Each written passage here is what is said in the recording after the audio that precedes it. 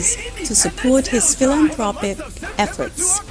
These students have each received $500 bursaries, resulting in more than $350,000 being awarded to date. This year's Help a Child program will start at 5 p.m. on Thursday, October 22nd, under the distinguished patronage of Dr. the Honorable Timothy Harris. And we invite you to attend or join the live stream on social media to cheer on close to 100 students who will receive their financial awards and the chance at a stronger and safer future. I now invite Mr. Levi Bradshaw to present his opening remarks, after which Prime Minister Harris will present his opening statement. Thank you very much, Honorable Prime Minister, and thank you, Valencia. A pleasant good evening to the viewing and listening audience. The budget is a central policy document of the government of St. Kitts and Nevis. It outlines how it will prioritize and achieve its annual and multi-annual objectives. Apart from financing new and existing programs, the budget is the primary instrument for implementing fiscal policy and thereby influencing the economy as a whole. The budget aims to turn plans and aspirations into reality. More than this, the budget is a contract between citizens and the state, showing how resources are raised and allocated for the delivery of public service. Such a document must be comprehensive, transparent, and credible if it is to command trust and serve as a basis for accountability. Indeed, external stakeholders such as the IMF and other CDB and others also look to the quality of the budget document and of the budgeting process in assessing the soundness and reliability of our country. In St. Kitts and Nevis, the process of shaping the national budget is governed by the Finance Administration Act of 2007, and it is led by the Ministry of Finance. There are other bits of legislation that provides support for the framework, including the Procurement and Contract Administration Act. The formulation and preparation of our national budget draws together the contributions from line ministries, public officials, and civil society organizations, and from citizens themselves. This evening's forum provides such an opportunity for citizens and residents of St. Kitts and Nevis to participate in this very important process. Indeed, an effective budget process is one that takes these contributions, weighs and considers them, and transforms them into a set of proposals for action for the betterment of our society. A sound budgeting system is one which engenders trust among citizens that government, in the broad sense, is listening to their concerns, has a plan for achieving worthwhile objectives, and will use the available resources effectively, efficiently, and in a sustainable manner. The budget cycle is primarily a 12-month cycle, and our budget year or financial year is January to December. Therefore, our budget cycle is a continuous process of events and activities occurring during the financial year, and which are designed to achieve effective and efficient planning for and implementation and monitoring of the government's budget. The budget cycle primarily constitutes 4 sections, focusing primarily on budget preparation and formulation. In large measure, this commences in January, when line ministries, the Ministry of Finance will develop the economic outlook. During that period, line ministries will start their prioritization, looking at some of the issues that would be of importance to them, while the Ministry of Finance will work with the revenue generating agencies looking at developing the fiscal targets. The process also includes the budget execution and evaluation, and also the financial management. I will now provide you with a brief overview of the cycle, starting from the period January to March. As I indicated previously, we focus at that particular point on developing the strategic outlook. The Ministry of Finance develops the economic outlook for the upcoming fiscal year. The macroeconomic indicators and ratios are reviewed, and projections for revenues are made. Recurrent expenditure and capital expenditure are also determined during this particular period. During the period January to March, line ministries develop proposals for new initiatives, assessing and summarizing financial implications, which are reviewed and prioritized by the Ministry of Finance. Preliminary allocations and management strategies are developed by the Ministry of Finance during this period. By the end of March, a cabinet submission is prepared and submitted to cabinet seeking approval for the strategic directions for the new budget year, outlining financial targets and the various preliminary allocations. The period May to September, it's basically where the primary work in terms of the budget really commences. The Ministry of Finance would issue estimate calls and provide preliminary allocations to the various line ministries. Ministries will be made aware of the strategy for the upcoming financial year. Ministries would submit estimates from which the Ministry of Finance would develop the various recommendations in consultations with the ministries. The Ministry of Finance presents the estimates to the Minister of Finance, and they would develop the estimates pro forma. The period of September, October is the period where the Estimates Committee would be convened.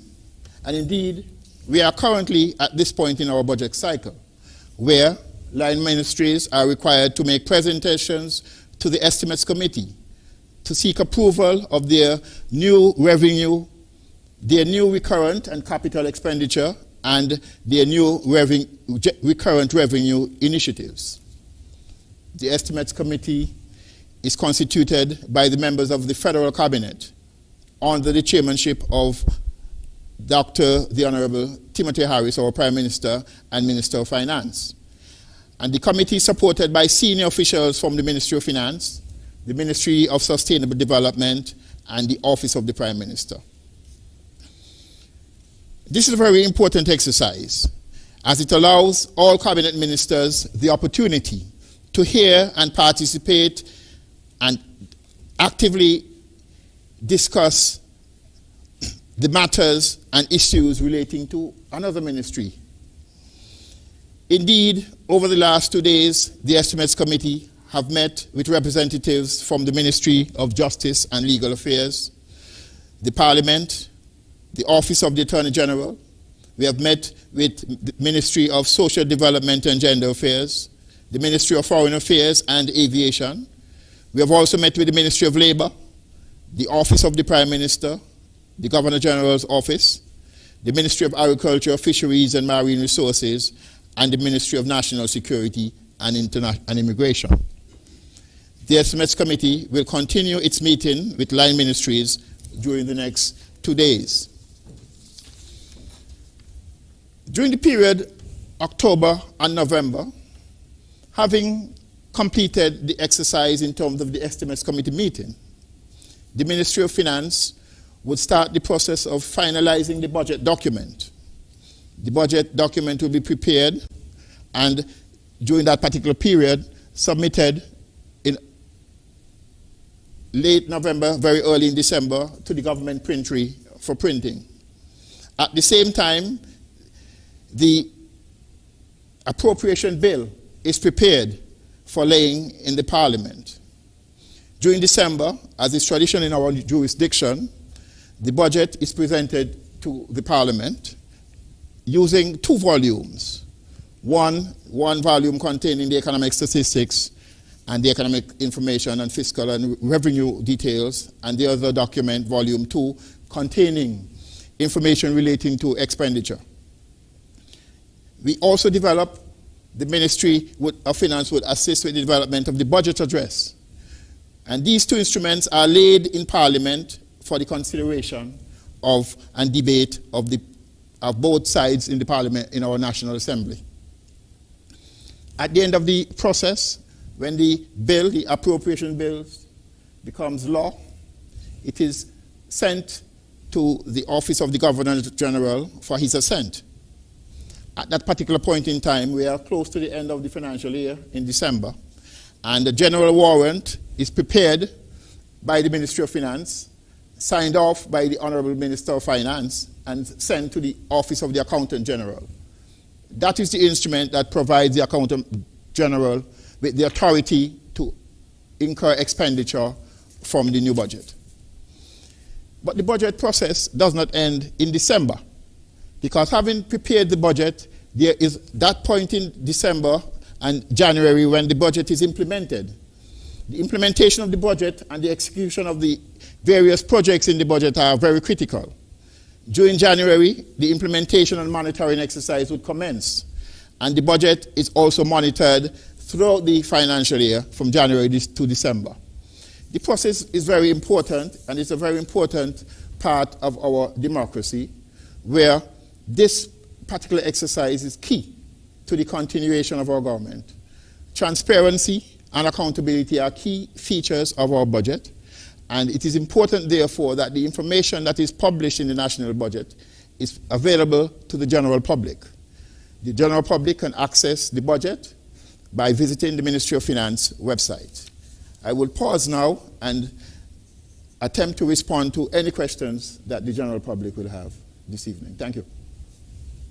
Thank you very much, Accountant General, Mr. Levi Bradshaw. We will take a break, and then when we come back, we will proceed with the program. The Honorable Prime Minister isn't here as yet, but he will be shortly. And you don't want to miss his opening remarks as well as other discussions by him, because the Honorable Prime Minister is due to make an important announcement concerning whether there will be any VAT days for 2020. So I'm sure that you definitely wouldn't want to miss that. So I will give you the phone numbers to call, and then we'll take a break. When we come back from the break, the Honorable Prime Minister will make his opening remarks. The call-in numbers are 869-466-2666, 662-8674, 767-4765, and our overseas line is 239-645-4500. Questions can also be sent via WhatsApp to 869-661-5683. However, first preference will be given to those who phone in to the program. We'll take a break, and when we come back, you will hear from the Honorable Prime Minister. Thanks to the nation's unified response, the spread of COVID-19 has been contained. St. Kitts and Nevis, therefore, announces the opening of their border on October 31st, 2020. The success of this strategy requires effort on everyone's part. People from all walks of life must keep practicing social distancing. Maintain a separation of 6 feet or 2 meters indoors and 3 to 4 feet or 1 meter outdoors. If this isn't possible, masks must be properly worn. Businesses can provide hand sanitizer, conduct temperature checks, record customers' contact information, and manage crowds. Clean and sanitize high-touch areas regularly. Dividers or staggered seating can be used to maintain proper social distance. This protects workers and customers and prevents the spread of disease. We all have an individual and collective responsibility to avoid large social gatherings. These types of gatherings are deemed as super spreader events. Taking disease prevention seriously will enable a worry-free return to normal life.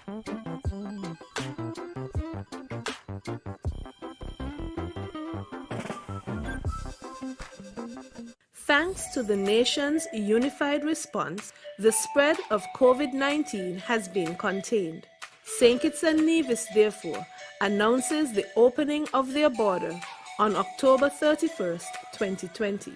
The success of this strategy requires effort on everyone's part. Therefore, self-health management is an important step in this process. Self-health management refers to the measures people take to manage their own health. You and I should remember to wash hands often with soap and water, or use alcohol-based hand sanitizer.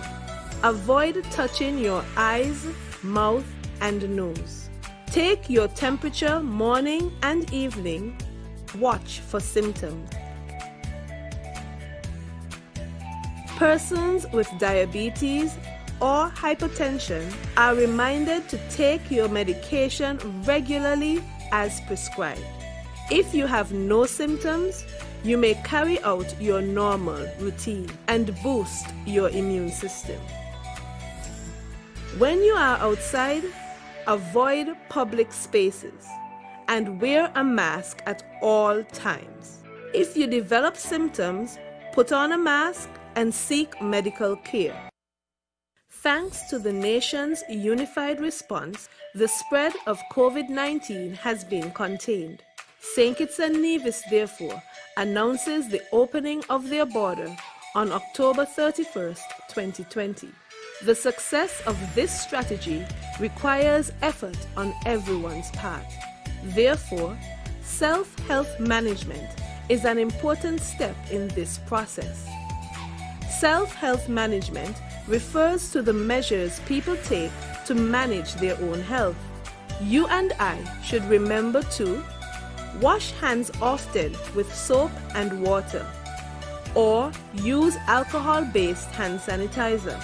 Avoid touching your eyes, mouth, and nose. Take your temperature morning and evening. Watch for symptoms. Persons with diabetes or hypertension are reminded to take your medication regularly as prescribed. If you have no symptoms, you may carry out your normal routine and boost your immune system. When you are outside, avoid public spaces and wear a mask at all times. If you develop symptoms, put on a mask and seek medical care. Do not take public transportation. Inform the doctor of your travel history, any contact with confirmed or suspected cases, your occupation, and whether anyone around you has similar symptoms. If you become ill, please rest at home. Wear a mask and isolate yourself from others in your household. If you share a bathroom, disinfect daily using 1 part bleach to 10 parts water. Everyone must work together to reduce the spread of the coronavirus when our border has been opened.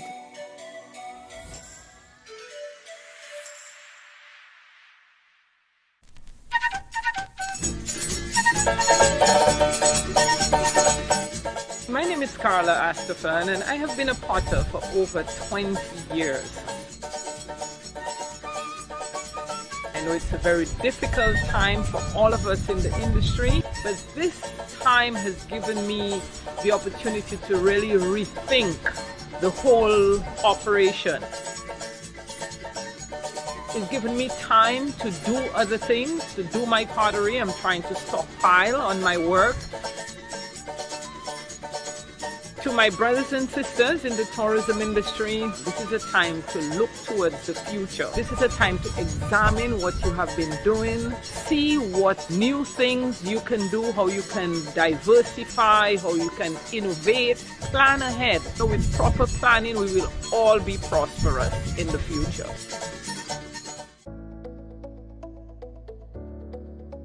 As we get ready to serve, it is important that we improve our vehicles to ensure the safety of our guests and ourselves. Outfit your vehicle with appropriate dividers to separate driver from passenger. Plexiglass or Velcro plastic divider may be used. Have a minimum of 2 hand sanitizers, one for you and one for your guests. Always carry extra mask and disinfectant in your vehicle, and post signs to remind passengers to use hand sanitizers and wear their mask and follow social distancing protocols.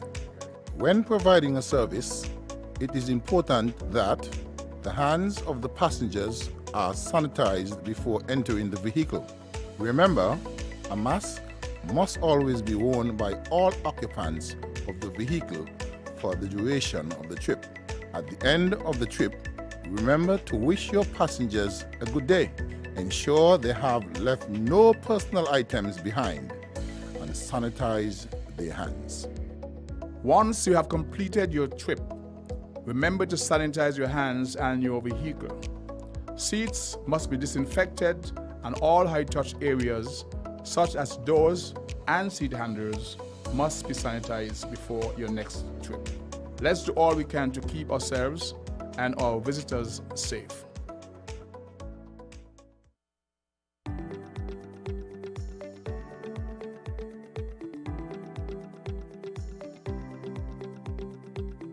We are all in this together.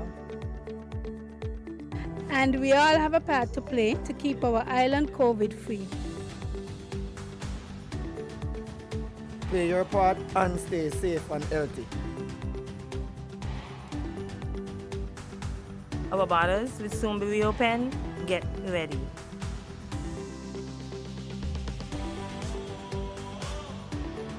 So what are you doing to keep St. Kitts COVID-free?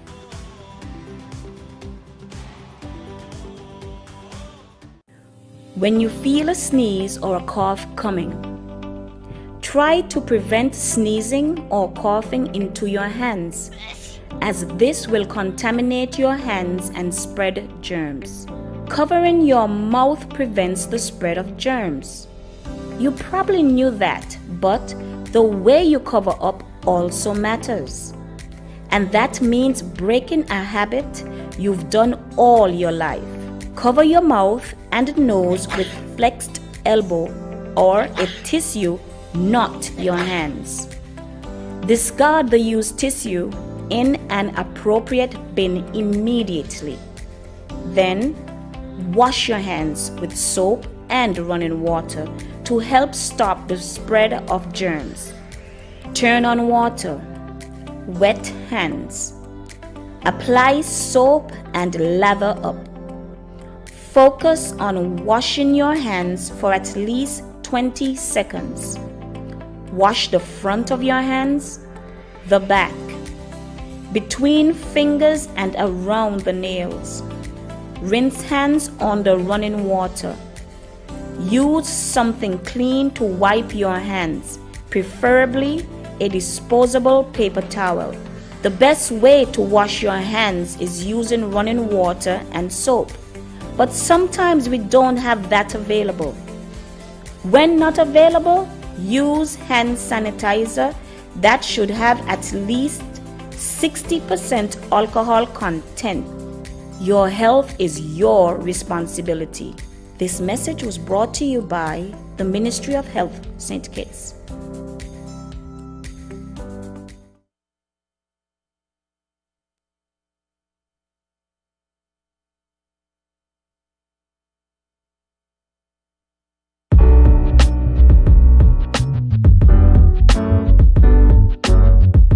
Before touching the mask, clean hands with an alcohol-based hand rub or soap and water. Take the mask and inspect it for tears or holes. Orient which side is the top side where the metal strip is. Ensure the proper side of the mask faces outwards, the colored side. Place the mask to your face. Pinch the metal strip or stiff edge of the mask so it molds to the shape of your nose. Pull down the mask's bottom so it covers your mouth and your chin. After use, take off the mask. Remove the elastic loops from behind the ears while keeping the mask away from your face and clothes. To avoid touching potentially contaminated surfaces of the mask, discard the mask in a closed bin immediately after use.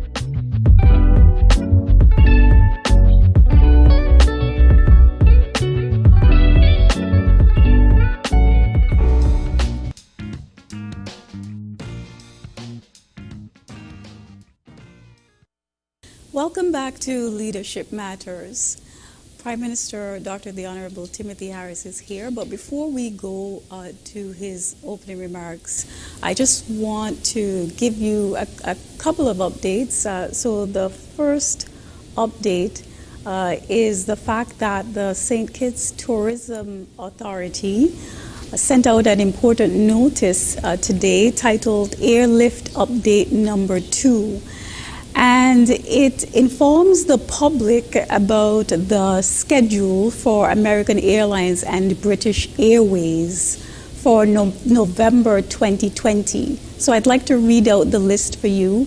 It's AA Miami to SKB number 318, Saturday, November 7th, 2020, Saturday, November 14th, 2020, Wednesday, November 18th, Saturday, November 21st, Sunday, November 22nd, Wednesday, November 25th, Saturday, November 28th, and Sunday, November 29th.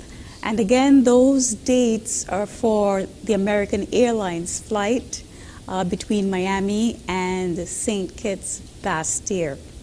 Then there's British Airways 2157 LGW to SKB/BA 2256 SKB LGW. Saturday, November 7th, Saturday, November 14th, Saturday, November 21st, Saturday, November 28th. So on Saturday, November 7th, 2020, both American Airlines and British Airways will come to St. Kitts and fly out of St. Kitts. So, and there's a note here that says, as airlines update their schedules, the St. Kitts Tourism Authority will update accordingly.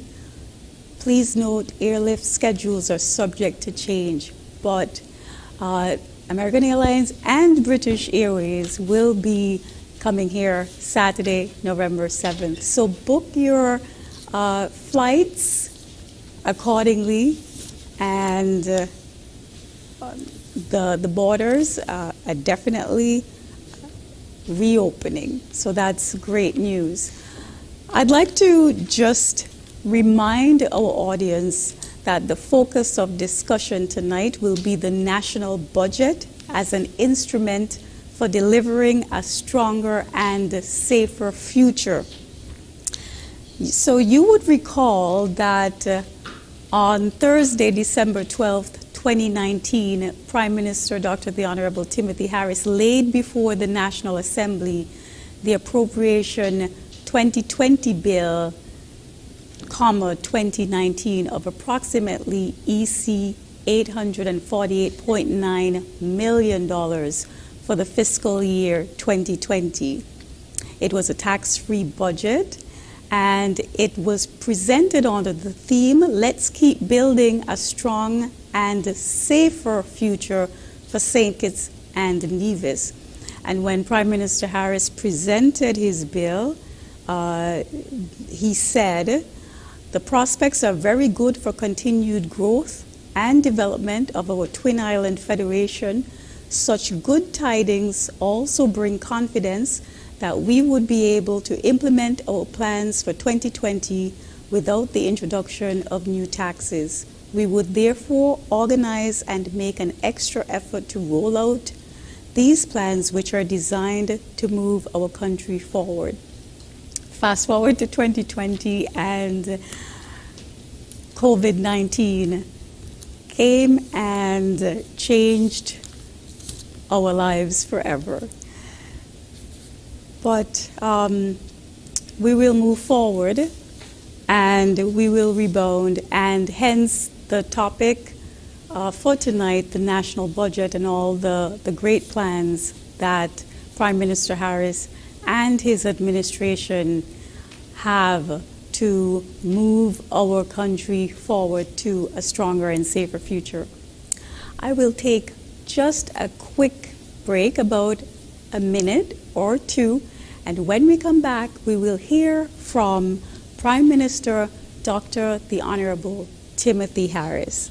And you won't want to miss tonight's edition, because the Prime Minister will be announcing major initiatives, including making an important announcement concerning whether there will be any VAT days for 2020. So please stay tuned. We'll be back after a quick break. Thanks to the nation's unified response, the spread of COVID-19 has been contained. St. Kitts and Nevis, therefore, announces the opening of their border on October 31st, 2020. The success of this strategy requires effort on everyone's part. People from all walks of life must keep practicing social distancing. Maintain a separation of 6 feet or 2 meters indoors and 3 to 4 feet or 1 meter outdoors. If this isn't possible, masks must be properly worn. Businesses can provide hand sanitizer, conduct temperature checks, record customers' contact information, and manage crowds. Clean and sanitize high-touch areas regularly.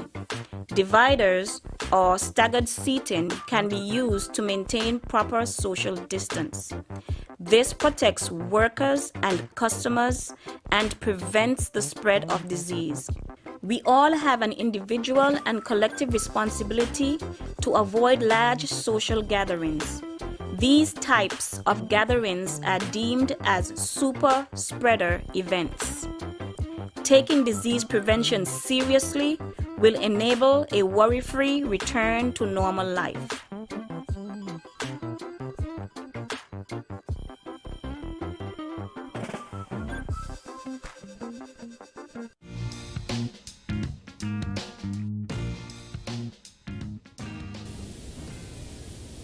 Welcome back to Leadership Matters. The moment you've been waiting for patiently is here. Prime Minister Dr. the Honorable Timothy Harris will present his opening remarks. Thank you very much, Valencia, and let me extend greetings to all who are listening or tuning in any way to this edition of Leadership Matters. I want to thank in particular those who week after week stay tuned to the developments in the country via this important program. And I recognize and salute all those in Radioland and yonder afield who are tuning at this time. During the course of today and before that yesterday, the Cabinet has been engaged in a very important exercise of public accountability. And I want to thank the Accountant General who is here and who has spoken before me. Like me, he was a critical part of the conversations which took place over the last 2 days, and I thank him for making himself available tonight to be part of a public education program and issues to do with budgeting and the role of budgeting in the development and implementation of a national program. In the context of St. Kitts and Nevis, we are of course focused on delivering the stronger and safer future. We are imminently to see and to witness the opening up of our borders more fully come the 31st of October. And as we look to this important milestone in the opening up of our country with a view to sustain recovery in the COVID era, I want to place and record the Cabinet's deep appreciation to several outstanding public officials for their work to date. I especially want to thank those of our public servants who went beyond the call of duty to ensure the continuity of government at the onslaught of and during the difficult period of the COVID-19 pandemic. I must recall the stay-at-home regulation that was a principal element of the COVID-19 emergency powers regulations, and that regulation in particular operated to keep non-essential workers at home. During the difficult first months, April to June 2020, the outstanding work of several departments represented the high quality of response and behavior that we should get as a matter of routine from all departments of government. Allow me then to recognize the work of the leadership of the Ministry of Finance, who took the lead role in devising the plan for keeping the government functioning and for their outreach efforts to various economic actors at a time of high uncertainty and fear, globally, regionally, and right here in St. Kitts and Nevis.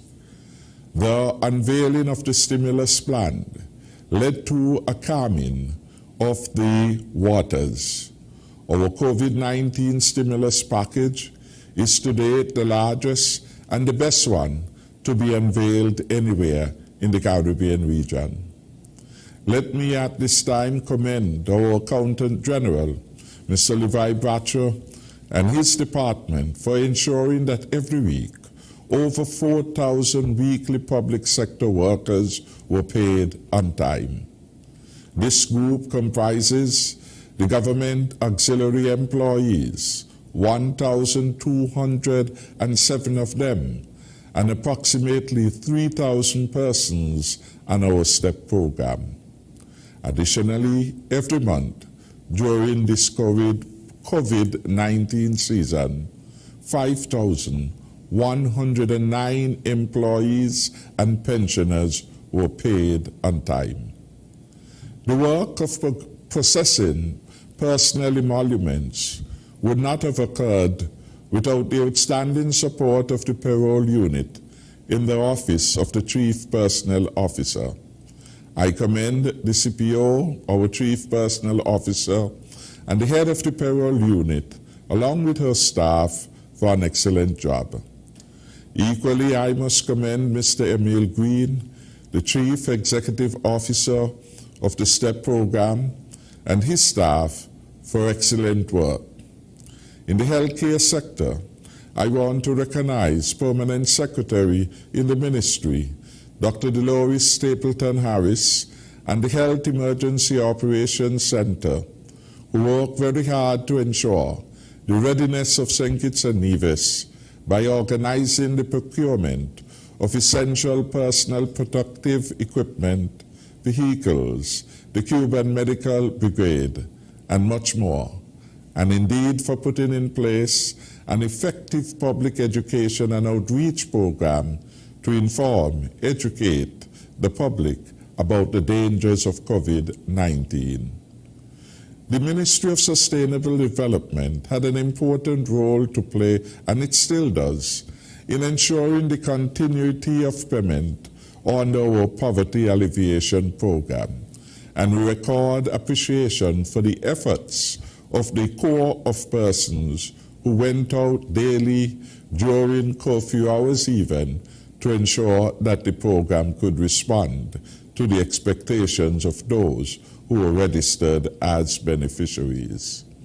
So far, we have paid $23 million in PAP payments over the period January to September 2020. By year end, the expectation is that this amount would reach a high $31.1 million. I could not exclude from the list of commendation our Social Security Board for its work on the implementation of the $1,000 per month stimulus package. Some $23 million have been paid to citizens and residents, and at its peak, the payments to over 8,000 persons who benefited under this particular program. Several persons have reached out to me and have expressed tremendous gratitude for this monthly stimulus payout from the Social Security Board. It has been most helpful at a time of their greatest need and financial challenge. It has helped many persons to keep their heads above water, to put food on their table, pay their rent, among other things. The Labor Department, of course, has been critical to the processing of severance claims. It has so far processed just over 700 such claims. The Office of the Attorney General should be commended for its work, particularly as it relates to the provision of the Emergency Powers COVID-19 regulations. Those regulations have kept us safe and secure over the last 7 months, approximately, of COVID-19. The government printry went beyond the call of duty to ensure that the SROs were gazetted and made publicly available. I commend also our Health Emergency Operations Center and the National Emergency Operations Center for their sterling work. I could not end the list of commendation without reference to the XYZ for its superb work in the delivery of real-time updates on COVID-19. Personal emoluments are a significant cost to the government, and we have to contain these while we achieve greater value for money.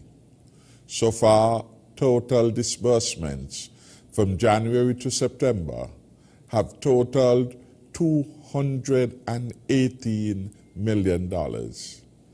By year end, the government would have spent just about $300 million in payroll-associated costs.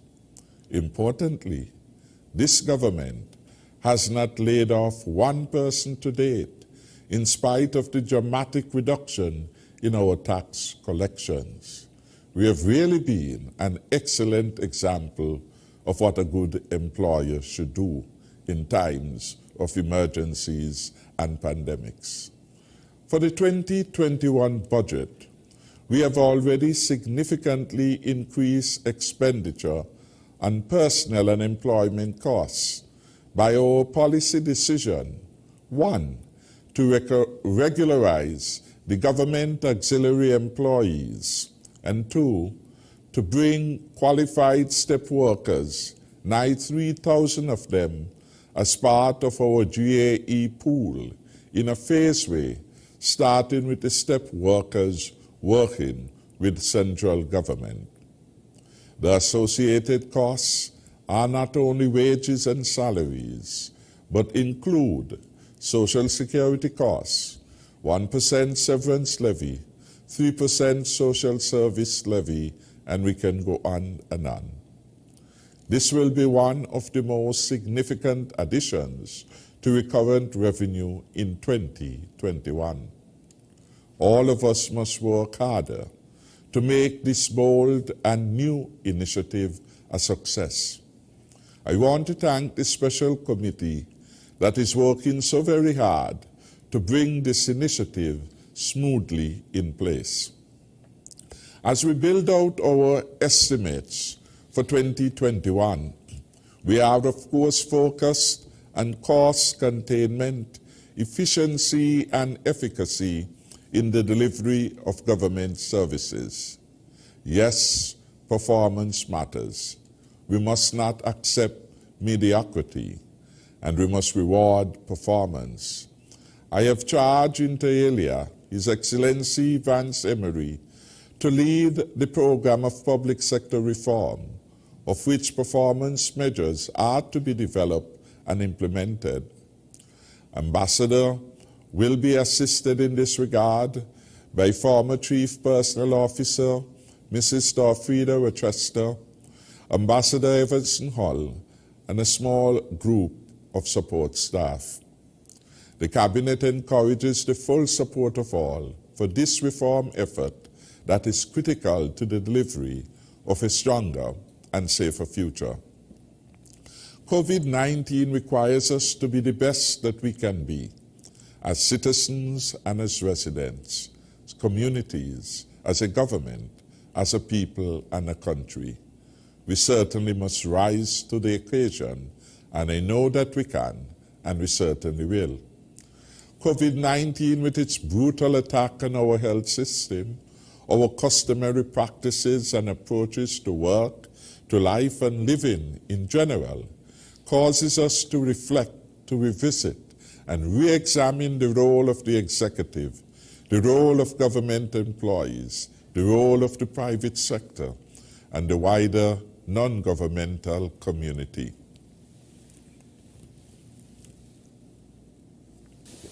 It has caused us to determine what are the critical matters that we must address to secure a stronger and safer future. Our strategic priorities for 2021, which will be embodied in our budget, would involve the protection of the poor by ensuring the continuity of our large array of social safety nets. We shall preserve our PAP, that is our Poverty Alleviation Program, with strict compliance to the household criteria. We shall preserve our support to parents through the stipend to e-trial in early childhood. We will continue our social services support with the voucher and other programs. We will protect our women and girls from abuses of all types. Our school children will receive support from the SELF program, free dental care, the waiver of examination fees, etc. And certainly, for those with the entrepreneurial zeal, we will provide through our Fresh Start program support to micro, small, and medium-sized enterprises. We have in St. Kitts and Nevis, I am advised, the most comprehensive social safety net programs in the Caribbean, the most and the best. And we can add the vital contribution of Social Security in supporting over 800 persons with non-contributory benefits, that is, benefits for which they would not have contributed. These include non-contributory invalidity payments, old age pensions to those who would not have made the necessary contributions, payments of disablement benefit. For the last 2 years, 2018 and 2019, about $6 million were paid each year to such persons. Support for our health system in our efforts to defeat COVID-19 will be maintained in the 2021 budget. But equally, we shall introduce measures to contain and reduce non-communicable diseases, NCDs, and we shall ensure the provision of enhanced care for those with underlying health conditions and heart issues. Our 2021 budget will address these serious issues. In education, we will step up the build-out of our technical vocational education program and will infuse ICT in our schools and indeed in the wider society. We shall never shirk from our responsibilities to keep our people and country safe, protecting our borders and hardening our resilience to disasters. We have done very well in reducing homicides to record lows over the last few years. From a record high of 36 homicides in 2011, we are now at 7. We of course hope that this number will go to 0. We have trained over the last 5+ years the largest number of police officers, both as recruits, and have provided advanced training at home and abroad for several more. We shall continue to support law and order and citizen safety and security in our land, and we will strengthen our programs of rehabilitation of our prisoners. And indeed, we shall continue the program of prison reform. Our peace program, our peace initiative, will showcase real results from the real work, and those who are in the program will be evaluated for compliance with high standards of behavior and the contribution to the advancement of our beloved country. We will restore the economy to full health over the next 3 years. Of course, this starts with the opening of the economy in a safe way, and that is exactly what we have been doing. We will have a very targeted approach to the marketing of St. Kitts and Nevis in traditional tourism source markets and indeed in new markets. We shall prioritize the build-out of our capital projects in 2021, focusing on those with the highest economic impact. You shall see innovations in the transformation of our CBI program, the build-out of alternative energy, the expansion in agriculture and our fisheries programs, increasing opportunities for our young people, to name a few. We are a government for and by the people. We therefore welcome the input of our listeners and viewers. We solicit ideas on how we can bring more revenue into the government treasury and save the costs of unnecessary expenditures. I invite you, if you have ideas and suggestions, to send them to our press secretary, Valencia Grant at 762-1558, or you can also use telephone number 661-1136. Let me, in closing, on a very good note, extend sincerest well wishes to our new centenarian, Mrs. Ruby Thomas of Pitcairn Street, Newtown. She has now joined the exclusive club of those of our citizens to have reached their century. I gather that she is now 100 years old. I wish her every good health and God's grace. And I want to thank all those who have been showcasing her with love and kindness. On a sad note today, we, as it were, brought Cabinet to an early end to allow members of Cabinet to personally extend their condolences to the family of Albert and Emile Elms on their passing, and to record my government's appreciation for the outstanding work, both as professionals and citizens of St. Kitts and Nevis. My special thank you to the thousands at home and abroad for listening to Leadership Matters every Tuesday at 8 p.m. on ZIZ Radio and TV, and through, of course, a number of social media platforms such as YouTube and Facebook and Twitter. Your interest and feedback are well appreciated. Our press secretary did indicate that I shall make an announcement with respect to the matter of VAT days. That matter has come up repeatedly Tuesday after Tuesday. I did promise last week that the matter will be deliberated at our next cabinet sitting. We did in fact discuss that, and yesterday we determined that for 2021, the government of St. Kitts and Nevis will accord 1 day designated as VAT Day. On that day, as is the norm, the VAT payable on goods will be at 5%. So it is a special day in which the VAT rate is discounted, and it covers a range of items. Importantly, with respect to vehicles, the first 50,000 and the cost of a vehicle will be absolutely VAT-free. Beyond 5,000, you pay the full 17% VAT. There are other initiatives which the government and the cabinet yesterday, in fact, agreed to assist persons in having a better December than would otherwise be. And so the usual concessions on imports into the country are now available for the upcoming December season. Details on these will be made available by the press secretary tomorrow. In closing then, I want to thank the people of St. Kitts and Nevis for the opportunity to serve as the country's Prime Minister and to bring the best of my abilities to serve the country in humility and love. I look forward to your questions, your suggestions, and your proposals for 2021 and beyond. Thank you very much.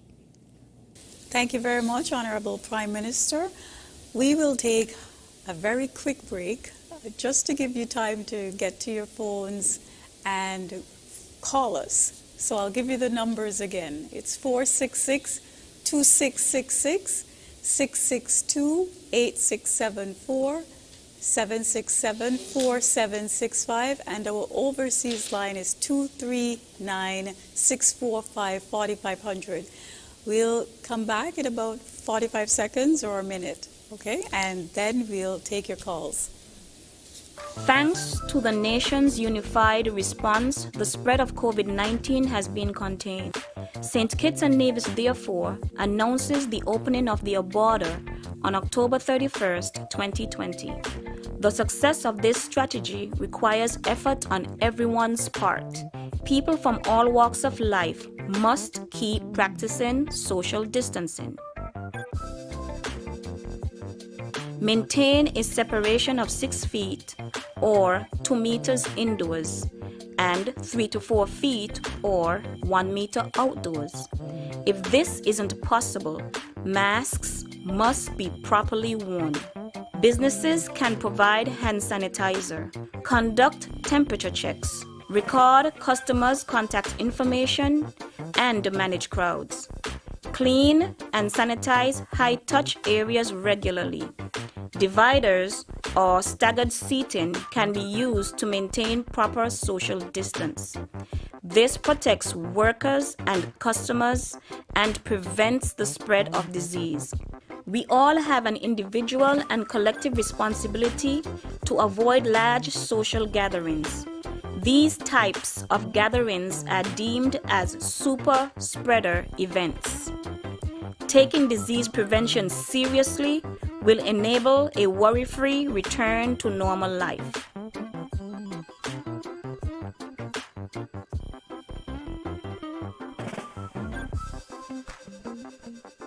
Thanks to the nation's unified response, the spread of COVID-19 has been contained.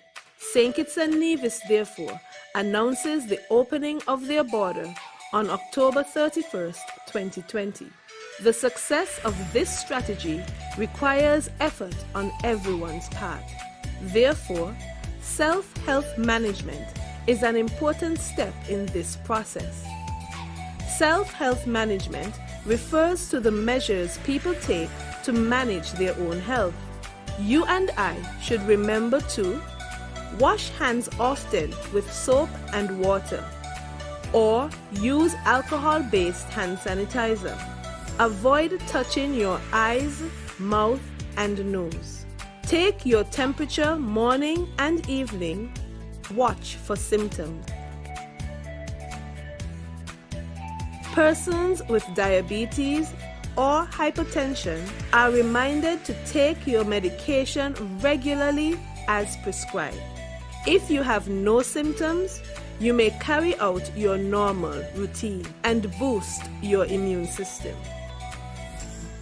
When you are outside, avoid public spaces and wear a mask at all times. If you develop symptoms, put on a mask and seek medical care. Do not take public transportation. Inform the doctor of your travel history, any contact with confirmed or suspected cases, your occupation, and whether anyone around you has similar symptoms.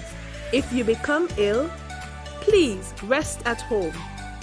Wear a mask and isolate yourself from others in your household. If you share a bathroom, disinfect daily using 1 part bleach to 10 parts water. Everyone must work together to reduce the spread of the coronavirus when our border has been opened.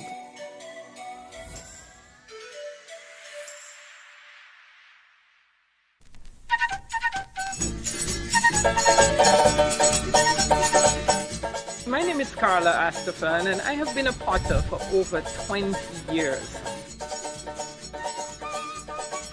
I know it's a very difficult time for all of us in the industry, but this time has given me the opportunity to really rethink the whole operation. It's given me time to do other things, to do my pottery. I'm trying to stockpile on my work. To my brothers and sisters in the tourism industry, this is a time to look towards the future. This is a time to examine what you have been doing, see what new things you can do, how you can diversify, how you can innovate, plan ahead. So with proper planning, we will all be prosperous in the future.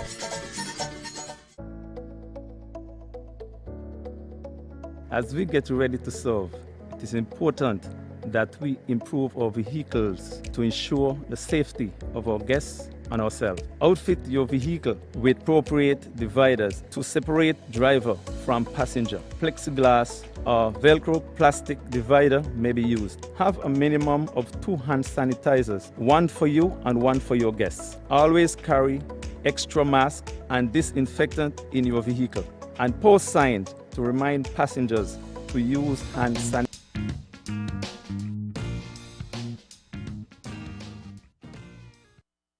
Welcome back to Leadership Matters. We have 3 callers on hold.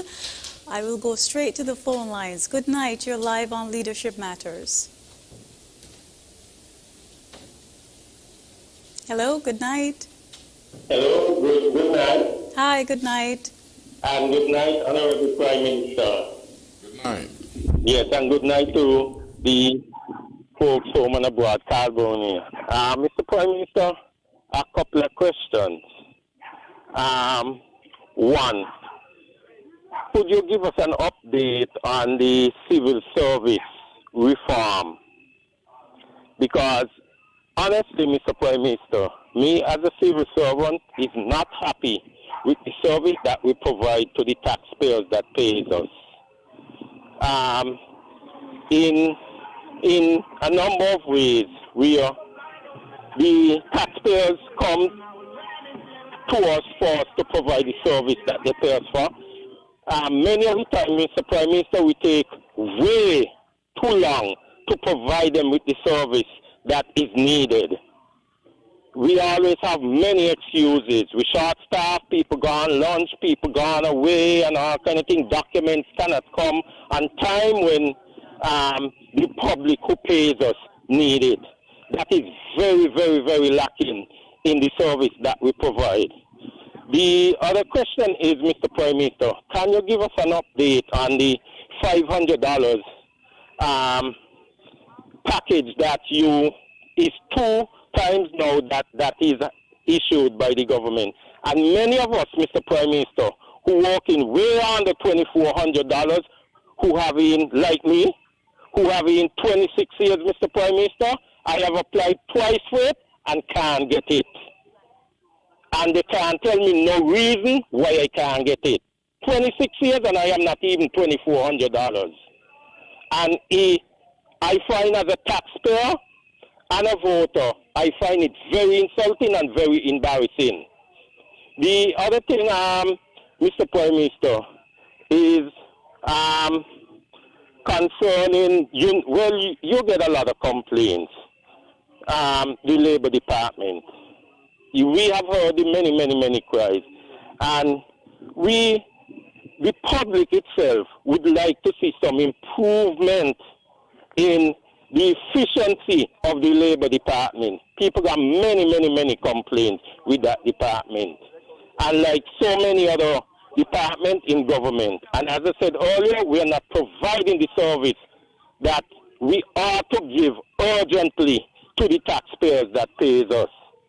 The other thing is, could you give us an update on the raise and the grade in salary for civil servants? Because, Mr. Prime Minister, you know that is as old and maybe older than Brixton Hill, the grade of salaries in the civil service. It's very low, and it's in that situation for too long, and I have been told by my minister, Ms. Akila Byron, that the government is working on an upgrade of the civil service salaries, because you know that is as old as the Stone Age.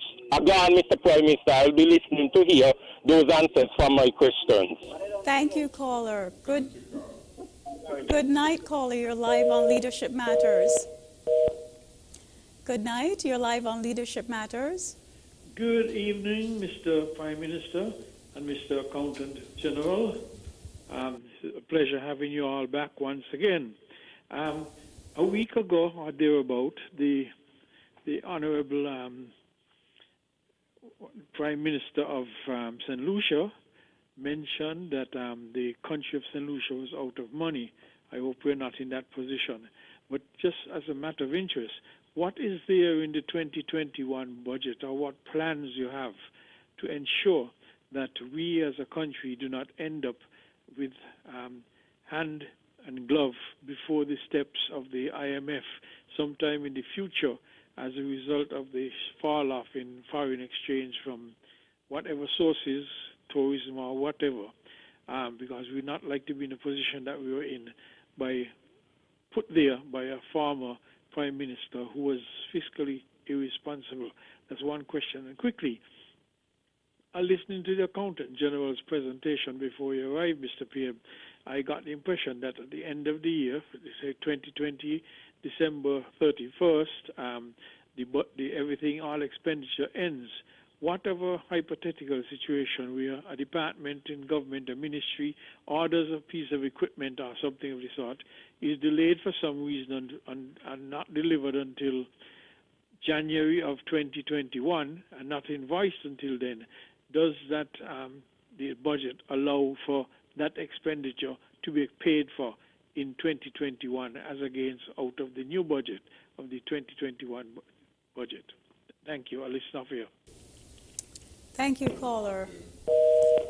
Do we have other callers on hold? Good night, caller. You're live on Leadership Matters. I think we have 4. Good night. Good night, Leadership Matters.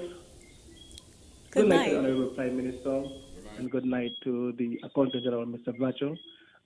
Mr. Prime Minister, I want to thank you for continuing this program, Leadership Matters. As you see, more and more persons are listening, more and more persons want to know what's going on with the country. And every Tuesday, you make it your business to be present. So I want to commend you on that. I also want to commend you and continue to keep us safe as the border open on the 31st, as we see you continue to show leadership matters in your ministry by putting things in place. The budget has already been rolled out, and it's plain to see that what transpired in 2020, it will only get better under your leadership in 2021. What I would personally like to see is a quicker turnover where when a budget is being allocated for a department, when they request items, they can come forth faster.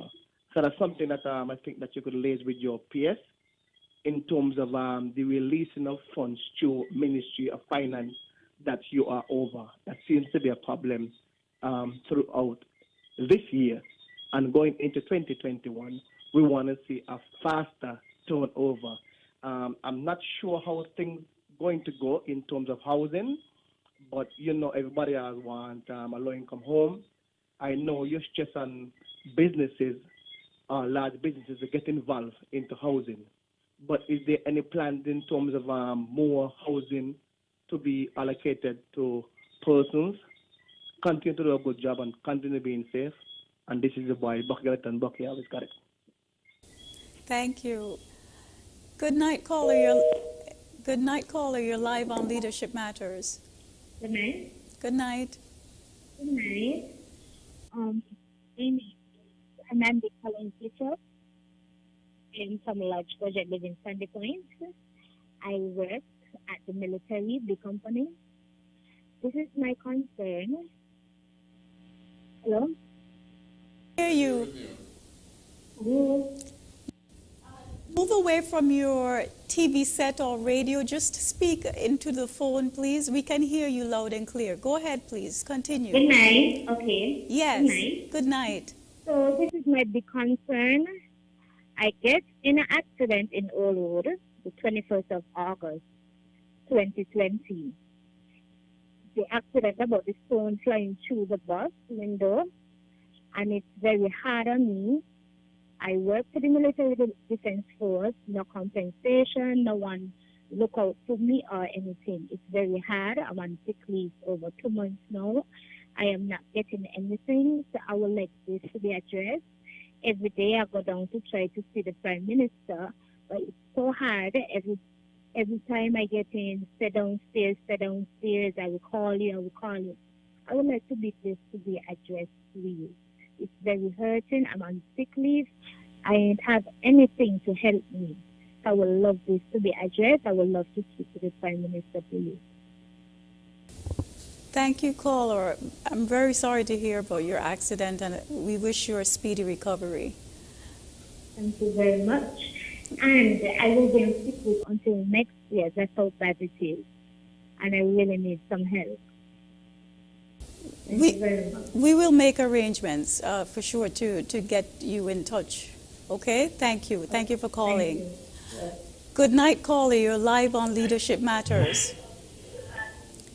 Please Hello, good night. Yes, good night. Yes. Please, I'm hearing a feedback. Sorry, before you continue, I'm hearing a feedback. So please move away from your TV set, radio, computer, and just speak into the phone, please. Okay, no problem. Good night at the head table. Hello? Good night. Yes, we can hear you. Just speak into the phone. Yes. Good night at the head table. Prime Minister, this is Yannick Warner here. This is Yannick. I just want to commend your government that doing an extremely good job for the country and for the people as a whole. And I want to ask a question that if they allocate money, housing, because housing is an issue in this country. So I just want to know if they allocate money for housing in this country for young people like me in the 20s or the 30s or in the 40s. So I would like to know that for housing. I'd like to ask your next question that pertaining for the budget. What in the budget for young people as a whole to empower them and not give them a hand out, but to get a hand up. So I would like to know what the budget for 2021 and 2020 for young people as a whole, like for scholarship, for housing, want to own their own vehicle and a whole, because young people and a whole like to be empowered. Because young people just need a start, Prime Minister. They need a start. Most young people like me, we need a start. You understand? I just want to tell you that. I just want to tell you that if you're going to make a decision not by fear. Make a decision by courage. So I just want to just tell you, maintain courage. You understand? And I just want to know that to just always, Prime Minister, always touch and make a difference in young people's life. No care who it is, just make a difference in young people's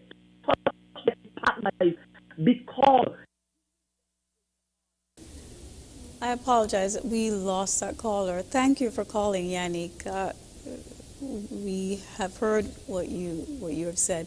Okay, we have 3 callers on hold. Good night, caller. You're live on Leadership Matters. Mr. Prime Minister. Good night. Good night, everybody else today on the table. I was listening Thursday all day in the House Assembly with passing the bill. People just say all politicians are right, but all is not alike. Because whenever you was telling the former Prime Minister about land, he said that you sell more than him, and you tell him he sell more than you. Back and forth, I was saying that. They're listening to everything, you know. That's how they could listen to you. And I know that if you will sell more than he, we have to pay for the land, Simmons pay. And how much are we going to pay? Because you turn around and say 1 million something for claim land in Kayan and Mote Lodge. If I wrong, tell me wrong. They got about 11 grand. And they say one coming that I talk on the street. So me mother work in the shade. My father work in the cane. Me turn around work in the cane. Sometimes me leave all at 5 o'clock and reach back 6 o'clock and me so sleep. When the people them gone home, walk out the cane and now read the cane. Me still in the cane. 3 are we. And nothing because I mean I got nothing to dish out. But what I'd like you to talk about, he sell all sort of something. You don't sell no scrap metal. You don't sell no engine. He sell all kind of something. So me prove that you different to him. When me different to you too, no, and he. Me no politician, but I just tell him.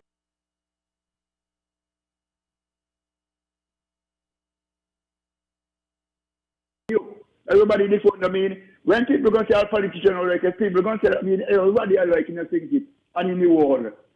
And I like how you talk because them 3 who come in the opposition side to come and represent thinking as they say. You were talking about the war thing and the boundary. And them like you want to continue. But we don't want them kind of people here, so we're taking care of them people that are sufficient. Because everybody got their laws in the country. You understand?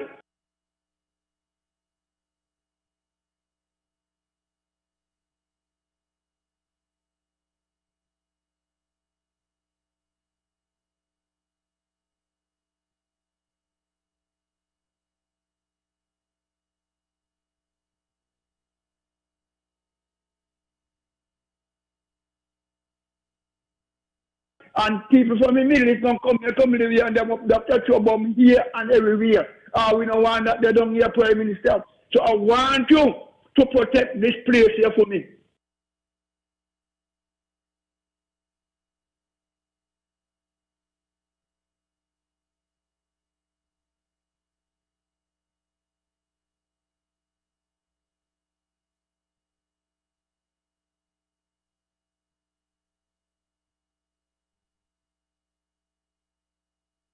Please. Thank you. Thank you very much, caller. Good night. You're live on Leadership Matters. Yeah, hello, good evening. Good evening. Yeah, this is Tom just calling from Newton Ground. Yeah, I want to say welcome to everybody on the head table. Mr. Prime Minister, my concern, as I always tell you, is if there's anything in the budget for to have new roads at the Newton extension, I think that would be a good idea for us, especially at the drain. Because right now the water run down the road and you have a deep hole in the road. So you need some more the asphalt to take off the road so the road can prepare. And you're trying your things and your thing could work, so I want you to help us, please, in Newton Ground. Thank you and God bless for a good job.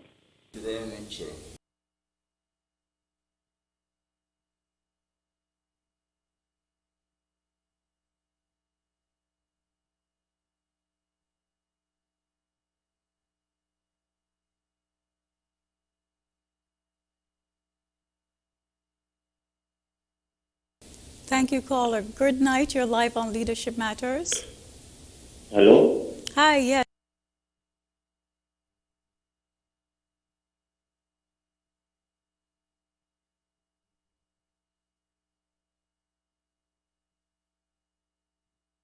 Yes, good night. Yes, Good night, Valencia. Good night, Good night. Mr. Bradshaw, and good night, Honorable Timothy Harris. This is Granny. Valencia, let me start with you. Every week you make this program so sweet and so nice.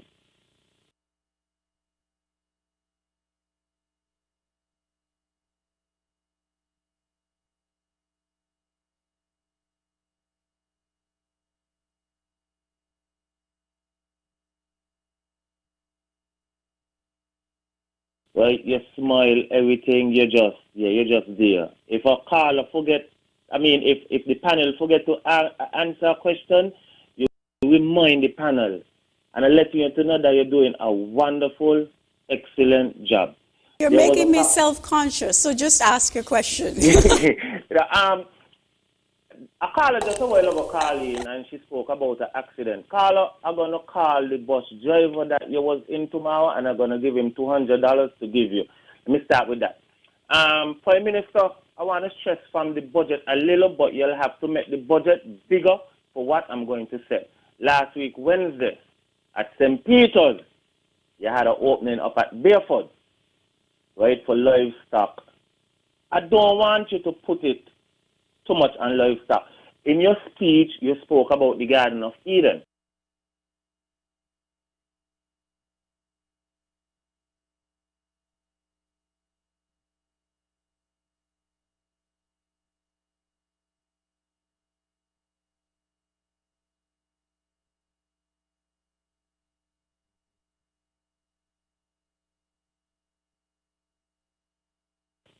And I'm going to let you know tonight that Beaufort is the country Garden of Eden. One time, when I was a little younger, we used to collect chocolate milk, vanilla milk, white milk. Yeah, we had everything. We had cocoa, sweet orange and stuff. I want to know if Beaufort is more or less headed into that direction.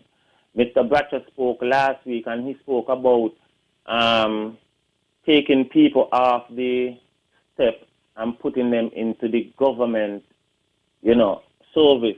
Want to know if, agriculture, looking at Beaufort,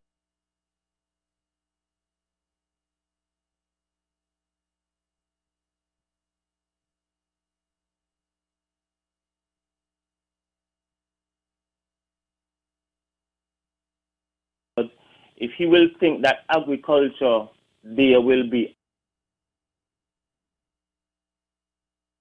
a big step for, a good amount of the people them from off of that program to go there. I want to commend the minister for that is Honorable Alexis Jeffords, and I want to thank T.S. Ron Collins, definitely, for the wonderful work he done. Mine, Prime Minister Mark Woods, Beaufort is the Garden of Eden for the country. Okay, Thank you, caller. Yeah. Okay, I think, do we have any more callers? I'll just take one for now, and because we've had a lot of questions, so I'd like the Prime Minister, the Honorable Prime Minister, and the Accountant General to respond to your questions. Good night, caller. You're live on Leadership Matters. Okay, we don't have a caller. Okay, good. So I will turn to the Accountant General, Mr. Levi Bradshaw. One or two questions were sent your way, and I'd like you to respond accordingly, please, sir. Thank you very much, Valencia. I will attempt to address the question as it relates to a transaction which would have been completed maybe close to the end of the financial year. And the servicemen have been delivered to the ministerial department. And the caller was inquiring whether or not the resources for settling the payment would be available from the previous years, having moved over into the new year. Part and parcel of this exercise, we have always encouraged our heads of departments, permanent secretaries and heads of departments, to ensure that when they procure goods and services from various suppliers, local or overseas, that they must ensure that they have the necessary resources available. There are instances when partial payments are made, depending on the nature of the transaction and the urgency with which you need the supplies to be provided. And we always encourage our departments to ensure that they have the resources available. Now, in the case, if the financial year is close, just about to end, and that department do not have the resources available in their new budget, especially if it's a capital project that is coming to an end, we can make some facilitation at the government treasury, whereby we'll allow the department to maybe complete the payment in the system and put a hold on that particular payment until delivery is made. So an accommodation can be made. However, if it's an ongoing activity, if it's something that you're purchasing, a computer or some paper or something, and the department will have resources available in their new budget. The fact that the commodity or the supply was not delivered in the financial year in which the order was made, we know that it will be used in the new year, and we would urge that the particular department to pay for that particular transaction from the new resources of the new budget. So it's a case-by-case basis.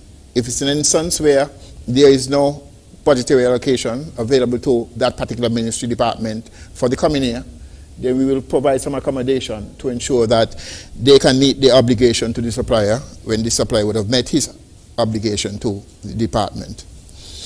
I would want to maybe attempt to address the question that I think Carl Brown would have raised as it relates to the grades and upgrades of salary Prime Minister. And we just want to urge Mr. Brown to note that the government would have just recently reassigned and put again to the head of the table the whole issue of public sector reform.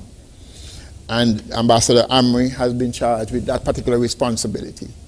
And just to demonstrate how serious he's taking this particular task, he was also assigned to work with us as we move as a committee to address the issue with respect to the regularization of those workers who are currently assigned to the STEP, who will be assigned as GAEs.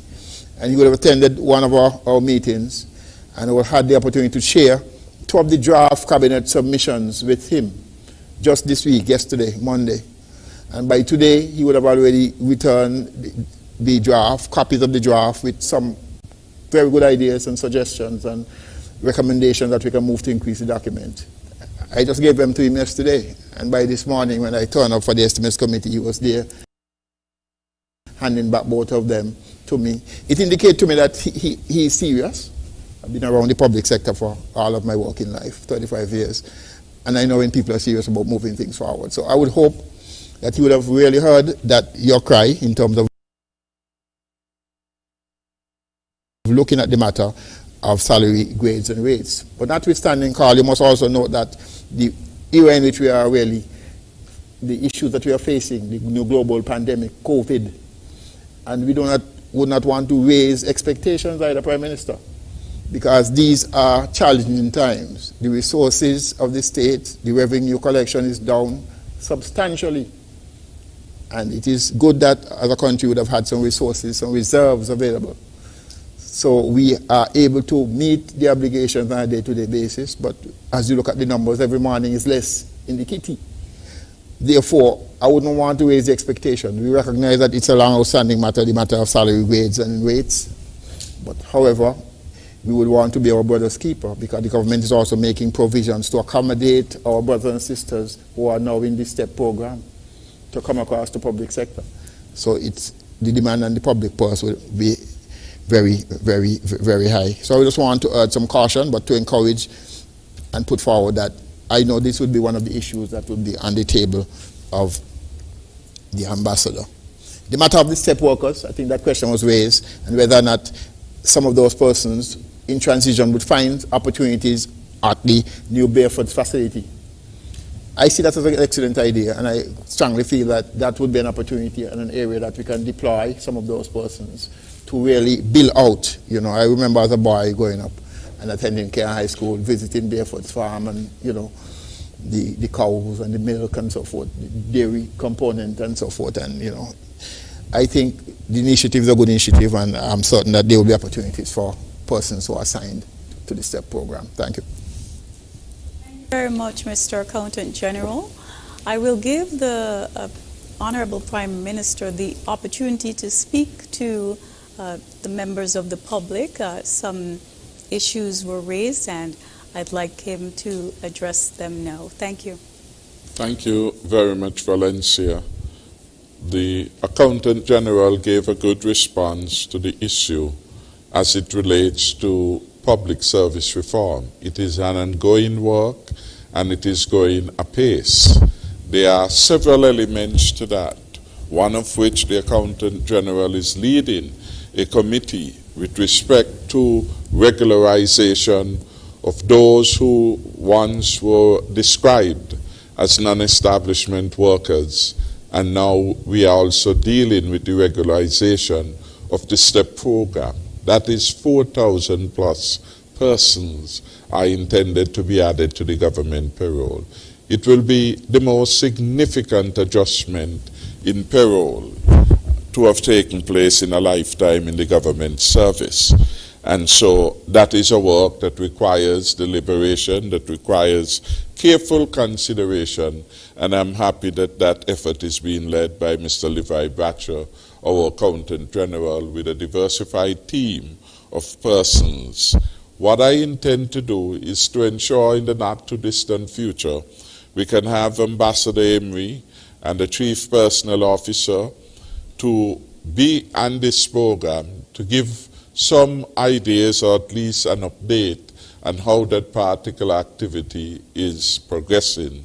I would say to you, like the Accountant General, I too am assured that Ambassador Emery will deal with this in a full and comprehensive manner, and the fruits of his labor will be seen and evidenced by a more efficient public service. You spoke to areas of improvement, and I'm quite certain if we take department by department, we will be able to identify how service delivery can be improved. And so we welcome that conversation. It is something that we have to discuss honestly and frankly and have open minds to new ways. And that is in part why we're here tonight, to get ideas and suggestions. At times we can identify the problem, but better yet if we can go the next stage to say this is a problem, this may well be a good solution to that problem. So improvement in service delivery is an important aspect of public sector reform, and indeed performance measures are intended to ensure that we get the kind of service quality, the kind of value for money from all of our public servants and their departments. With regard to the failure to receive the PAP payout of the $500, one will look at that, and if you were to, again, WhatsApp your information to the press secretary at 762-1558, we certainly will do a follow-up with the Sustainable Development and to try to ascertain why you were not included. The critical element is the establishment of a threshold. The household must not be earning more than $3,000. So if you're under that, then you are a person who should apply. I don't want us to confuse gross pay and net pay. Sometimes there are persons receiving more than $3,000 as their gross pay. The yardstick that we are using is gross pay, not net pay. Net pay are basically largely choice decisions. Sometimes persons would say, I'm only getting $500. You say, how come? Well, by the time they take out for the bank, by the time I pick, this is what I'm left with. That really is not an issue that we could contend with, because that net is a result of conscious decisions you would have made to obtain certain products and services. So we are looking at the gross pay. So we can certainly look into that. The matter of the regrading or reclassification of workers, again, will form part of the reform efforts of the public service, and in due time, as we are doing tonight to come to talk about budgeting and other issues, we will bring a team that will be able to more comprehensively address the specifics of that particular matter. What is in the 2021 budget to ensure that we do not go back to the IMF? We had really a very harsh experience, as most countries in the past would have had, in relation to the IMF. When the country in 2011 thereabout had the extraordinary loan of over $250 million from the IMF, we had certain conditionalities imposed. So, for example, there was a freeze in the payment of salaries. There was a freeze in the payment of increment for some 3 years.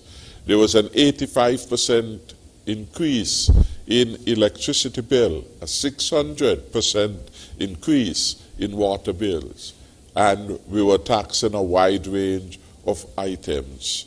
The VAT was imposed at 17%.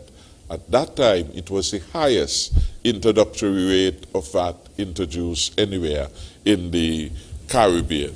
So the consequence of the IMF work, the IMF involvement in our fiscal affairs are in fact very harsh and very difficult. We pledge that we will work hard never to go there, although we are told in life never to say never.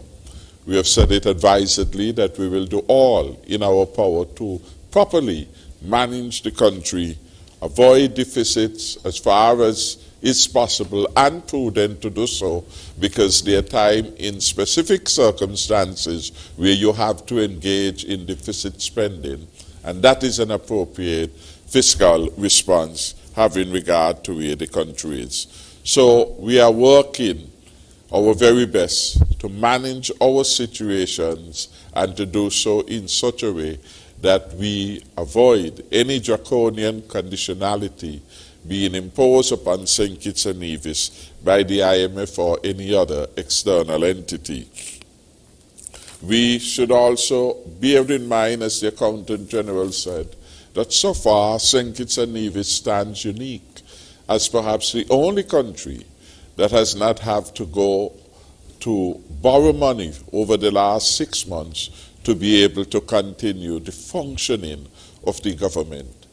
This government has forfeited taxes by moratorium programs, by conscious effort to reduce corporation tax by some 24%, from 33% to 25%, a 50% reduction in the business tax for smaller business designated as unincorporated business. That went from 4% to 2%. All these meant that less inflows would be coming into the government treasury, some as a deliberate action of the government to defer or to reduce the payment of taxes, and others naturally as a consequence of the tightening of cash flows of entities. Then the propensity to pay basically had been reduced substantially. Bucky got it, raised the issue of the release of funds. Again, this is an area we would want to do better. We thank him for that suggestion. This will be a collaboration between line ministries, the Ministry of Finance and the Accountant General. Again, we always want to improve and do the best we can, and we certainly will do. One of the things, though, from the point of view of fiscal management of the cash flow, is that we tend not to want to have high expenditures in the month of January, so early as the year would have started, because we need to receive monies to be able to pay out. And if you come in January with a lot of heavy expenditure, then you would not have the proper timing of resources in for resources going out. And that is why there has been a deliberate policy to refrain from upfronting a lot of expenditures in January. But we want to have efficiency, and we want to have satisfaction from those who will sell or provide services to the government, and so we will look at that. The matter of home building is a critical part of the Team Unity's government philosophy, and we have said in the past that we will offer a variety of housing solutions. 400 plus homes were built in the last term by the NHC. We had over 2,000 plus persons who had their homes renovated, their roof repairs, or new units in exceptional circumstances being built. That so far has been the largest response of any government in a lifetime to the dilemma and the difficulties posed by hurricanes in 2017, Irma, and Maria. So we will do what we can, starting the build-out of the program next year.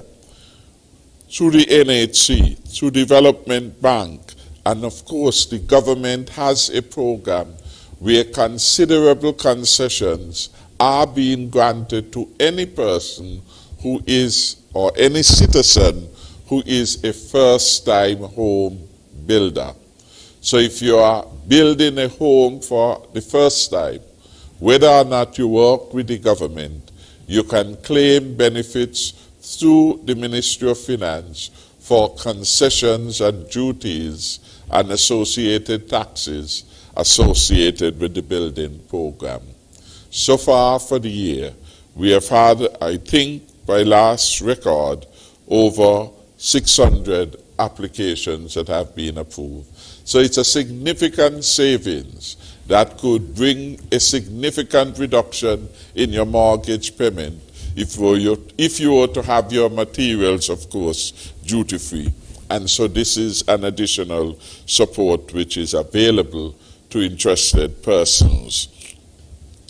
The female caller from Sandy Point didn't give her name, but she did mention the accident in Old Road on the 21st of August. We take note of that. The position really is not so much to see the Prime Minister on this one, but if you had been working at least for 13 weeks, you ought to qualify for Social Security benefits, which may well be sickness benefit, and we will encourage you to claim that. Then there may be assistance you can have from the Government Social Development and Gender Affairs Department. We will encourage you to pursue those, and our Press Secretary, Ms. Grant, will certainly assist. Since this is an accident, there may be a claim that can be made upon the insurance or the party who would have inflicted the injury. These are all a variety of options that are there, and we encourage you to explore all of them. Whatever support my office can give, we will.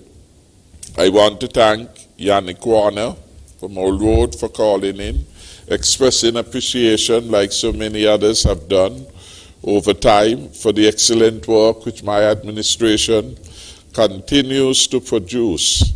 And he asked the question again with respect to housing, which I've just answered. Yes, it is an ongoing program, largely being executed through NHC, but through a variety of other initiatives of the government, including the GEM program, which happened during the last term, where we put $30 million in the Development Bank at 5% interest to be made, or for the Development Bank to unlend to prospective applicants at the rate of 5%. At that time, it was the lowest interest that one would have on mortgage, and we would want that program to continue. Again, there is a first, so there is option. But beyond the government, though, we see ownership. Because the demand is so strong, and because the demand is continuing, as providing an opportunities for private people and private entities to become engaged in the provision of homes, especially for middle-income owners. In this regard, the TDC will soon launch their program at Jua's Housing Development. They already have received significant applications, I am advised, and we should have the build-out, according to the Executive Chairman, Mr.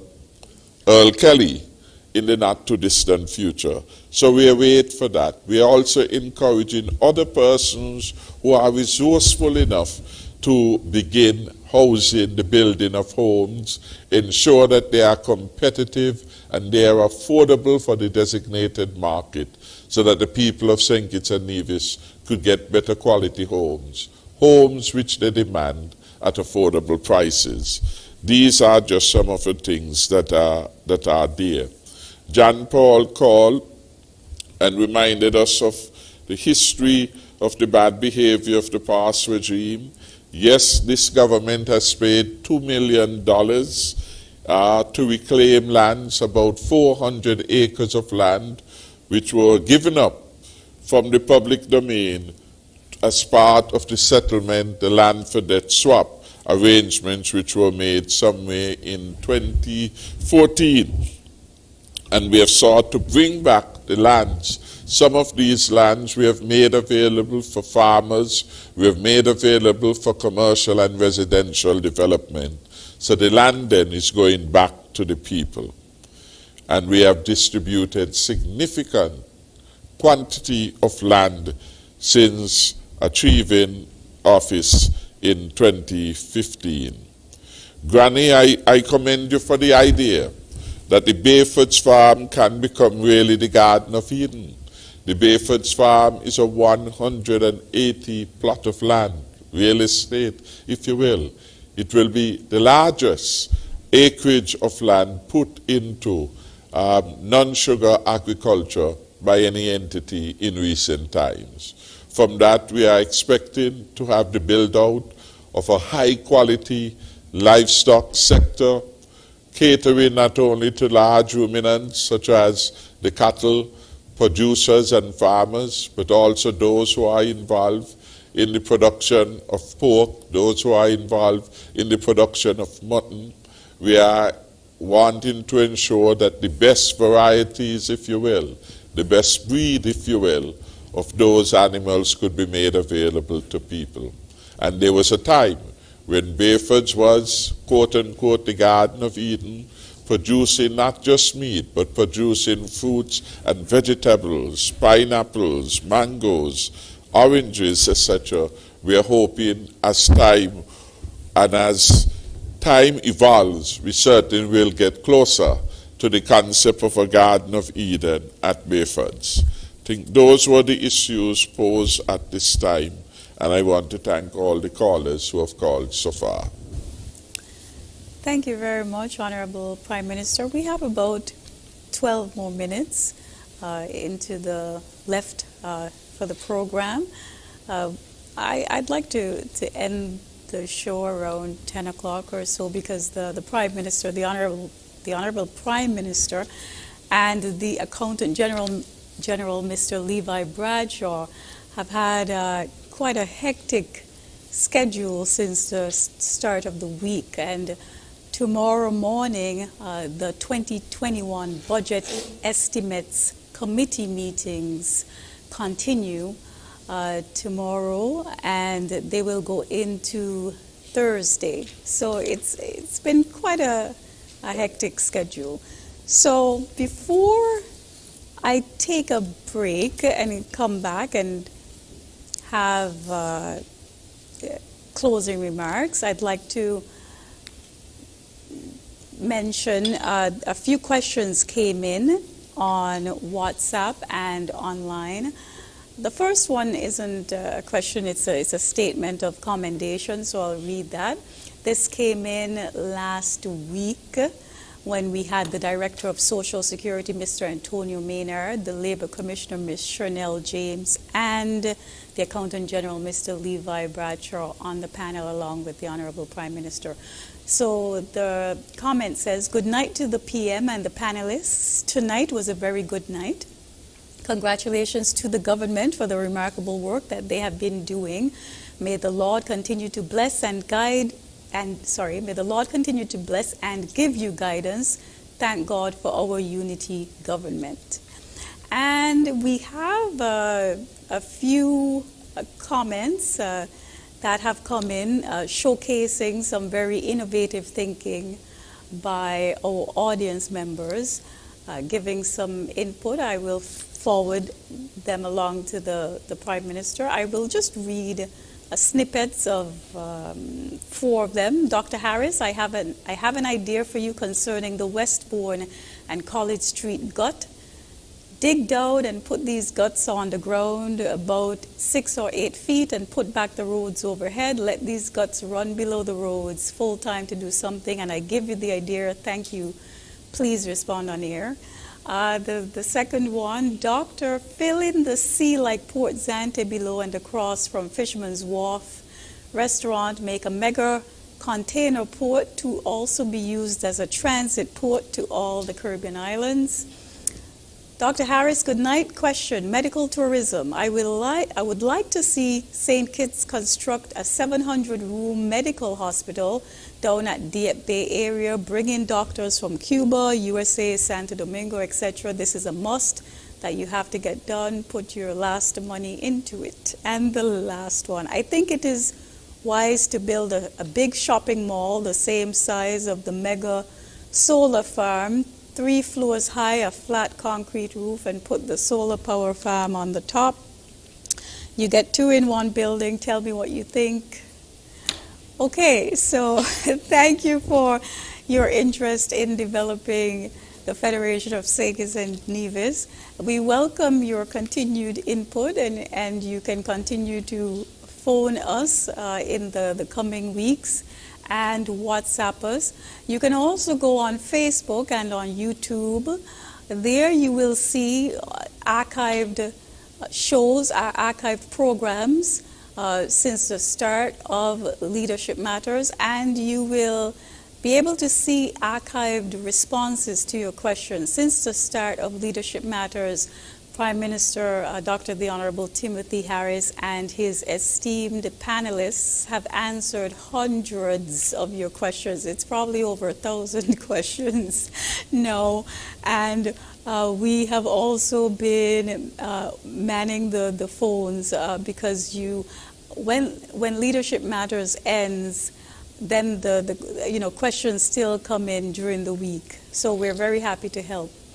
Thank you very much, and we will take a break. When we come back, we'll have the Honorable Prime Minister and the Accountant General just give some last words, and they'll go into their closing remarks. Thank you for watching. We'll be back after this very quick break.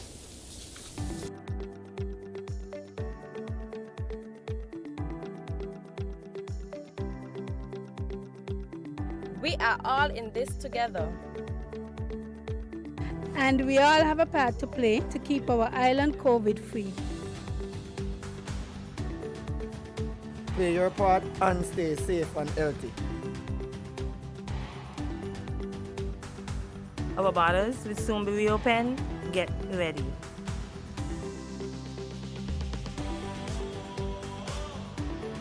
So what are you doing to keep St. Kitts COVID-free?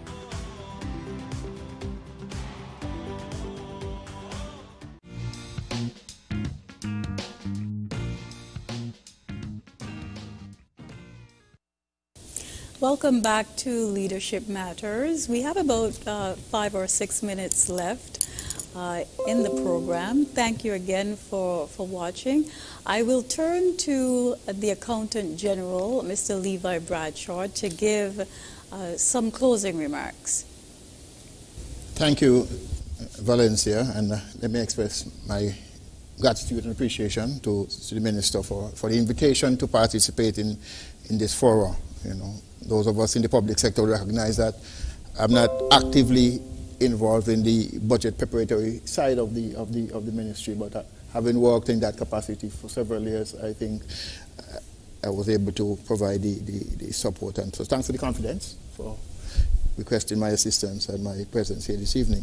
A sound budgeting system is one which engenders trust among citizens that government, in the broad sense, is listening to their concerns, has a plan for achieving worthwhile objectives, and will use the available resources effectively, efficiently, and in a sustainable manner in doing so.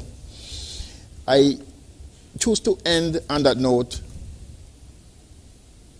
in an effort to put forward the point that, budgeting is an important function, and it entails that there must be transparency in the process. There must be accountability to the citizens. And there are great demands on the resources of the state at this particular point in time in our history. It would be good, therefore, I think the minister would have made that call in his speech earlier in his opening remarks, but I would want to echo that, as we are currently in the final phase of the budget preparatory exercise, I would want to urge members of our citizens and residents of St. Kitts and Nevis to, use this opportunity to suggest ideas whereby the government can raise revenue. I'm certain that all the ideas do not reside in the Ministry of Finance, do not reside in the line ministries. There are persons in our country who may not be actively involved in the public sector in any way, but have an excellent idea that can assist the state to raise revenue in order for the state to continue to discharge its responsibilities to the citizenship. So I would want persons with ideas in terms of areas that the government can improve its revenue to come forward and give those ideas to the Ministry of Finance at this particular point in time. There are great demands for resources, and the expenditure continues to grow, but we really need to back up the expenditure. And this is a call that was issued to permanent secretaries and heads of department at our meeting, I think it was last week, by the financial secretary. So I would really want to echo and end on that note, that there are creative minds in our communities, persons of great thought, and we would want to benefit from your experience by sharing your ideas in which the government can raise revenue, additional revenue, not imparting additional hardship on the citizenry, but there must be some creative ways that we can improve in our revenue collection. I would urge those persons who are still employed, especially those in government, continuing to receive your earnings on a monthly and weekly basis. That, to my mind, there is absolutely no reason why you ought not to be current in the payments of your utilities and your various taxes to the country, recognizing that a large number of our citizens are currently unemployed. Those of us who are still employed should continue to meet our obligations. I thank you very much for this opportunity. Thank you very much, Mr. Accountant General.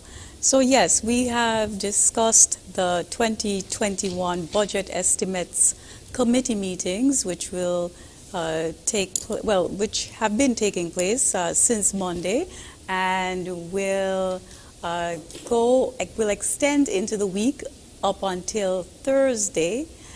And then on Thursday afternoon, as I said during my opening statement, the Honorable Prime Minister will then go to the 17th Annual Help a Child program this coming Thursday at Mount Carmel Baptist Church in Borio.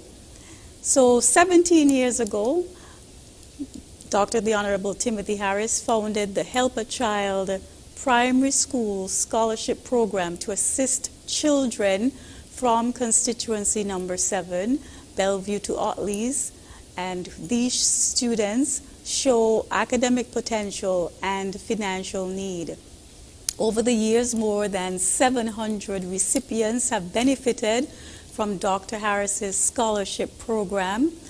It has extended to Cotton Thomas and other schools to help where his constituents attend. So if his constituents attend certain schools outside of the constituency, they are still eligible once they demonstrate academic potential and financial need. These students have each received $500 bursaries, resulting in more than $350,000 being awarded to date. This year's Help a Child program will start at 5 p.m. on Thursday under the distinguished patronage of Dr. the Honorable Timothy Harris. So if you'd like to see the Prime Minister and give him your commendations and just support him and the close to 100 students who will receive their financial awards this Thursday, we welcome you to, we invite you to this program. If you can't attend, it will be streamed live on ZIZ's social media platforms, so you're also welcome to tune in. So with that said, I will turn to the Honorable Prime Minister to make his closing remarks. Thank you very much, Barry, for presiding again over another informative session of Leadership Matters. And I owe a debt of gratitude to our Accountant General, who is an experienced veteran in budgetary matters, having served as a senior officer in the Ministry of Finance at the rank of a permanent secretary in his capacity as Accountant General. He has been involved, so he knows the ins and outs. Indeed, critical to the budgetary process, you would have heard in his opening remarks, is the role which the Accountant General plays, both in pre and in the follow-up activity, since he is the entity authorized to proceed to have monies being paid with respect to government procurements. He spoke about the issue of the general warrants and all of those other particulars of the financial management arrangement for which the Accountant General is a key functionary and has the authority to proceed, basically based on the appropriation warrant and the associated other documents which comes after the budget would have been debated, to act and to ensure payments happen in a timely manner.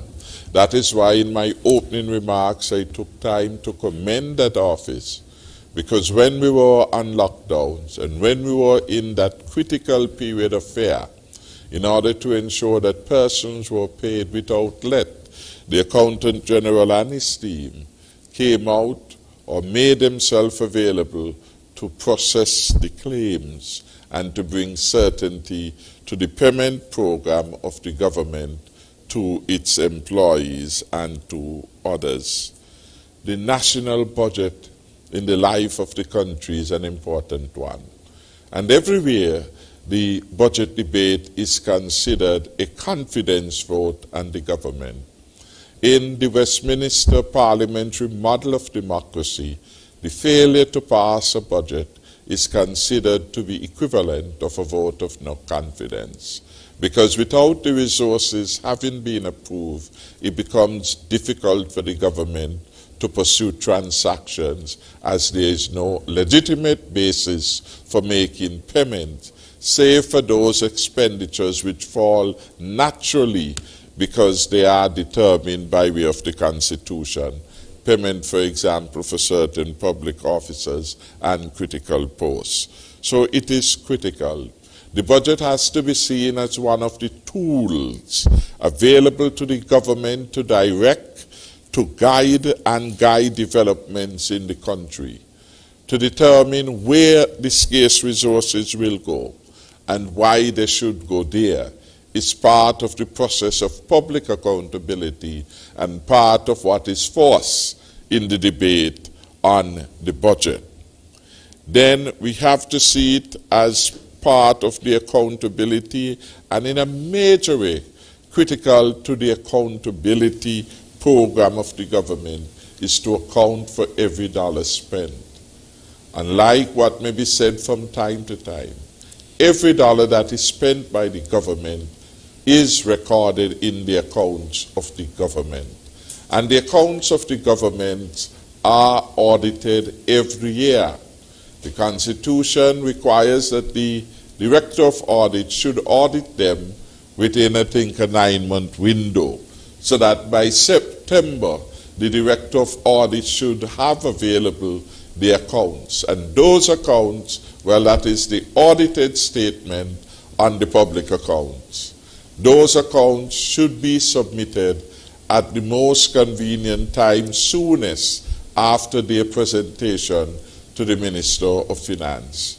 By convention, the audit report, the statement of the public accounts are all laid in the Parliament on the day of the budget. So everyone goes knowing what is happening in government. The budget spells out in very detailed way every cent that accrues to every officer of the government, every cent that is paid to every parliamentarian in the government. So by and large, if one understands and if one cares to look at the document, there really is no government secret. Indeed, the report of the Director of Audit has been very comprehensive in recent times and a significant improvement over what had happened and what had been presented before. There is no absence of information about the government. And again, that shows that we are committed to the highest standard of accountability. Not only do we share our information with the public of St. Kitts and Nevis, we are obliged to provide our reports to the World Bank, to the CDB, to the ECCB, etc. So there are multiple stakeholders with interest in the budget and in the outcomes pertaining to the budgetary action. Again, the budget can be seen as a scorecard, how we are doing. In the context of St. Kitts and Nevis, we could take tremendous pride that this small country has been the best managed small island state.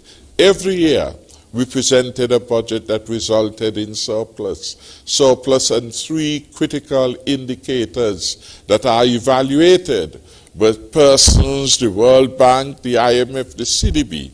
That is our recurrent account in surplus, our overall account in surplus, and our primary accounts are in surplus, reflecting the capacity of the government to service its debts. We have done an excellent job. When COVID-19 came our way, late March of this year, St. Kitts and Nevis had the strongest reserve of any member state of the region. This is a remarkable achievement for the smallest independent state within the hemisphere. It is a remarkable achievement that notwithstanding the crucial body blows which COVID-19 has given to every country around the world, St. Kitts and Nevis has been able, because we had saved for the proverbial rainy day, we have been able to use our savings to keep us going, to provide a stimulus package which to date is still the largest and the best to be made available to the people of St. Kitts and Nevis, to engage to the central bank in the provision of support to those who hold mortgages with financial institutions, so that in St. Kitts and Nevis, mortgages totaling $400+ million owned by over 2,000 people have benefited from a waiver. The last initiative that we have been able to get to the central bank was to have the moratorium on the payment of interest be extended for an additional 12 months to take us all the way to October 2021. What a remarkable thing to have achieved in the smallest region of the world. How remarkable it is that this government waived payments with respect to water bills. How remarkable it is that you don't have to worry about paying your electricity bill for a 6-month period, because your caring team, Unity Government, addressed that. We are there with you. We are in the alleyways, in the byways. We are listening attentively. Not only listening, we are responding to the felt needs of the people. So the people of St. Kitts and Nevis can have every confidence As we did since the onslaught of COVID-19, we have very carefully, deliberately taken actions that would keep the people of St. Kitts and Nevis safe. We have put your life first. Keeping you safe is still our number one priority as we open our borders imminently on the 31st of October. You would have heard the press secretary indicated the flight schedules of American Airlines and British Airways. So as we open, we are going to get a number of flights coming in, and the frequency will improve and increase over time.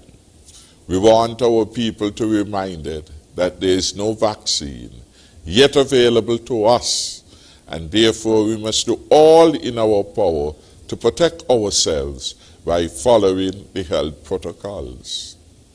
Wearing your mask in public, frequent hand hygiene, social and physical distancing are the three most critical elements that the science so far has revealed would keep us safe in the absence of vaccine. Even as there is not yet globally available a vaccine, St. Kitts and Nevis has taken the precautionary step to deposit 15% of what we have determined will be required to get vaccine for our entire population. We have paid that money as part of the COVAX Gavi arrangement. Gavi is a global alliance for the provision of vaccine, and it is being led by the World Health Organization as part of the mandate to ensure that we have affordable vaccine and we avoid monopolies of countries. So way in advance, the smallest country in the region has put down money to ensure that when vaccines becomes available in this part of the hemisphere, St. Kitts and Nevis will not be left out. These are all significant developments in which we are participating, and all for the benefit of the people of St. Kitts and Nevis. I want to reaffirm our commitment, my commitment as a leader of the federal government, to ensure that all persons on St. Kitts and Nevis are treated fairly, that they are kept safe and secure, even at these difficult times. As we are encouraged to learn to live with COVID-19, I want to remind us to be the best that we can be every day, so that St. Kitts and Nevis can truly be the Garden of Eden. Again, thanks to all of you for participating one way or the other tonight in this program. And thank you, and we look forward to your participation again next week, Tuesday. Until such time and beyond, may God continue to bless the people of St. Kitts and Nevis and keep us safe. Thank you, Val. Thank you very much, Honorable Prime Minister. And we thank all of you for spending another Tuesday night with us. I've been told by the producers that after the program, they will put up some key takeaways, key points coming out of tonight's leadership matters. So as soon as we're done, just keep watching and you'll see those points up on your screen. Thank you. Good night.